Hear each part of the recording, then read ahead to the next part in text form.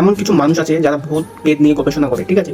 তো শহরের মধ্যে সব থেকে বড় লোক যারা আছে তাদের ফ্যামিলিতে একটি অদ্ভুত একটি রহস্যজনক অভিশাপ আছে। সেই অভিশাপটা কাটানোর জন্য তারা সেই লোকগুলোকে হায়ার করে, ঠিক আছে। তারা যখন বাড়িতে আসে তারা বলে যে তোমার এই দাদুর আত্মা তোমাদের সাথে এমন অভিশাপ আছে যে তোমরা এই করলে তোমাদের হচ্ছে সবকিছু ঠিক হয়ে যাবে। তখন তারা তার দাদুর কবরটা দেখতে যায়। তো তারা বলে যে এই কবরটা অন্য জায়গায় শিফট করতে হবে, ঠিক আছে।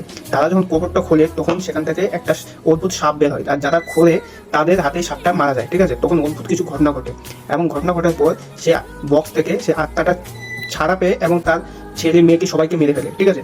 তো তারা যখন সেই আত্মাকে বশ করে মুক্ত করে দেয় তখন তারা ভাবে যে সবকিছু ক্লিয়ার হয়ে গেছে, কিন্তু না ভাই, আসল খেলা তো এখন জমবে।